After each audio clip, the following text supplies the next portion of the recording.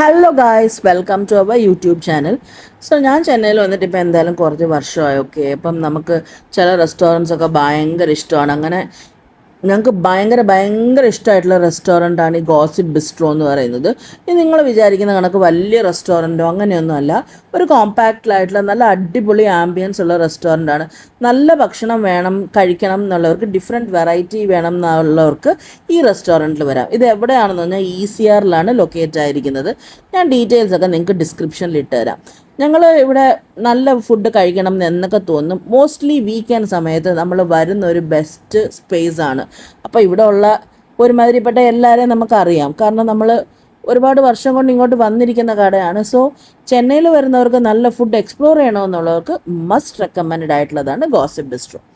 അപ്പം നമ്മൾ ആദ്യം തുടങ്ങിയത് തന്നെ ഒരു സൂപ്പാണ്. Tuscan chicken സൂപ്പായിരുന്നു. അതിൽ ബ്രെഡൊക്കെ ടോസ്റ്റ് ചെയ്തിട്ട് നല്ല ടേസ്റ്റായിരുന്നു. ആ ക്രീമി സൂപ്പും, നമ്മൾ എന്തായാലും തുടങ്ങുന്നൊരു സൂപ്പ് തന്നെയാണല്ലോ. അപ്പം ആ ബ്രെഡിന് ഒരു പ്രത്യേക ഒരു ടേസ്റ്റായിരുന്നു. അപ്പം നമുക്ക് രണ്ടുപേർക്കും അത് ഭയങ്കരമായിട്ട് ഇഷ്ടപ്പെട്ടു. പിന്നെ ചിക്കൻ ഓൺ സ്ക്യൂവേഴ്സ് ആയിരുന്നു. അതിൻ്റെ കൂടെ ആ ചട്നി കണ്ടോ, അത് പീനട്ട് ചട്നിയാണ്. അപ്പോൾ ആ പീനട്ട് ചട്നിയും ഈ ചിക്കൻ സ്ക്യൂവേഴ്സും കൂടി കഴിക്കുമ്പോൾ അതിനൊരു പ്രത്യേക ടേസ്റ്റായിരുന്നു. ആക്ച്വലി ഇത് പുതിയതായിട്ട് ഇവിടെ ഇൻട്രൊഡ്യൂസ് ചെയ്ത ഡിഷാണെന്ന് തോന്നുന്നു. നേരത്തെ ഇതിൻ്റെ വേറൊരു വെറൈറ്റി ആയിരുന്നു. അപ്പോൾ നമ്മൾ കഴിച്ചു. ഒരു ഡിഷും കൊള്ളത്തില്ല എന്ന് പറയാൻ പറ്റത്തില്ല.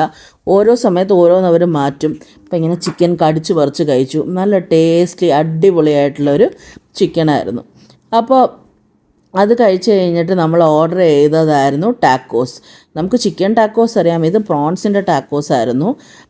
അതിനകത്ത് അവർ ഒരുപാട് വെജീസും എല്ലാം കൂടി വെച്ച്, പ്രോൺസും ഒക്കെ കൂടി വെച്ച് തന്നിട്ടുണ്ടായിരുന്നു. നല്ല ടേസ്റ്റായിരുന്നു. അത് കിട്ടിയ പാടെ നമ്മൾ കഴിച്ച് ആർമാദിച്ച് എൻജോയ് ചെയ്ത് കഴിച്ചു. പിന്നെ റമദാൻ സമയമായതുകൊണ്ട് ഇവിടെ എന്താ സ്പെഷ്യലെന്ന് ചോദിച്ചപ്പോൾ അവർ പറഞ്ഞു മലായ് ടാങ്കി കബാബ് എന്ന് പറഞ്ഞൊരു സംഭവമാണ്. അപ്പം ഞാൻ ഈ കാണിക്കുന്നില്ല, ഈ ചിക്കനിൽ ഇങ്ങനെ വരയിട്ട് കാണിക്കുന്നില്ലേ, ഇതായിരുന്നു സംഭവം.